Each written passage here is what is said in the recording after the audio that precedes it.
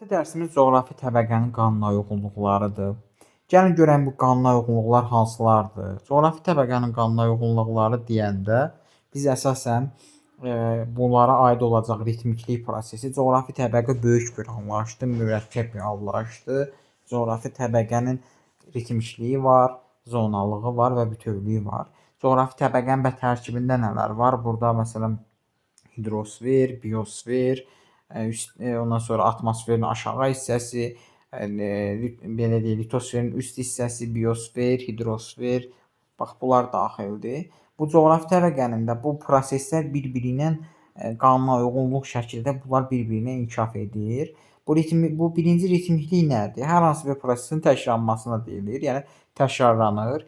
Ritmiklik yaradan səbəblər nədir? Məsələn, birinci yerin öz oxu ətrafında fırlanması.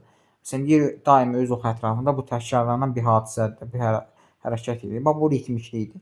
Yerin meyilli fırlanması, yerin günəş ətrafında fırlanması bunlar ritmikliyə aiddir. Məsələn, fəsillərin növbələşməsi, briz, musson, fiziki aşınma, dağ, dərə küləkləri, buzlaşma, istiləşmə və s. Ritmiklik özü də 3 yerə ayrılır. Bir sutkalıq, illik, bir də çoxillik. Məsələn, sutkalığa baxın, sutka ərzində, yəni bir gün ərzində baş verən təkrarlanan hava hadisələri, günəş çıxması, şehin düşməsi, dəniz qabarması, gecə-gündüz briz, külək. İllik ritmiklik nədir? Məhsulun yığılması, qarın əriməsi, il ərzində yağıntıların illik gedişi, bitkilərin illik həyatı, fəsillər və mussonlar və s. Çoxillik isə transqressiya, regressiya, 4-cü dövr buzlaşma, yer kürəsinin iqlimi dəyişmələri, buzlaşma, dağ əmələ gəlmə və s. bura daxildir. Zonalıq nədir? Zonalıq isə komponentlərin ekvatordan qütblərə doğru və yaxud da dağın ətəyindən zirvəsinə doğru dəyişməsidir. Bu zonalıqdır. Zonalığın yaranma səbəbləri yerin birinci kürə şəklində olması, günəşin istinin qeyri-bərabər paylanması və yerin orbitinin oxuna meylliliyinin 66,5 dərəcə olmasıdır. İndi zonalıq yəni enlik istiqamətində dəyişəndə biz hansı təsirləri var, hansı komponentləri var zonalığın? Torpağı var, bitkisi var, heyvanat aləmi var, daimi küləyi var, iqlimi var və yağıntısı var.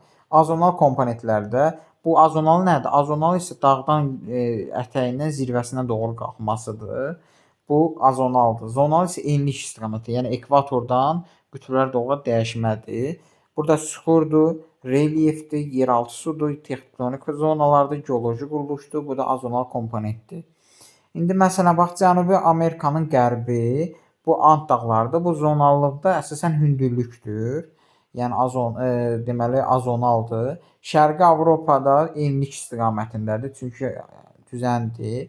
Qərbi Sibir düzəndir, enlikdir. Afrikanın şimal-qərb istiqaməti hündürlükdür, dağ var. Şimali Amerikanın qərbi hündürlükdür. Avstraliya mərkəzi isə enlikdir. Bütövlük nədir? Bütün komponentlər bir-birinə əlaqəsi var.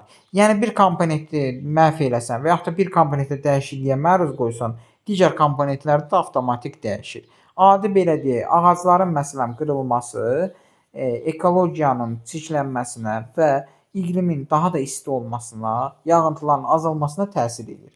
Ancaq ağaclar çox olarsa, yenə də bu öz rejimin, öz bütövlüyünü qoruyur, yağıntısını yağır, ondan sonra iqlim mülayim keçir, havalar istiləşmir. Yəni bunun hər şeyə əlaqəsi var da. Yəni bütün komponent belədir.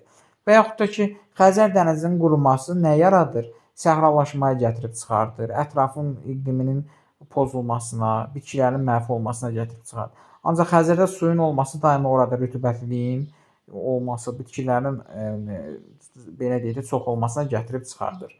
Qida zəncir sistemi də var, sxemi də var. Yəni bütün canlılar bir-birindən əlaqəli şəkildə yaşayır. Bitkiləri məsələn ot yeyən heyvanlar yeyir. Ot yeyən heyvanlarla qidalanan heyvanlar var. Yırtıcılar da ot yeyən heyvanlarla qidalanan heyvanları yeyir və göbələklər də axırda o yırtıcıların ölüləri yeyir. Bax bu formada.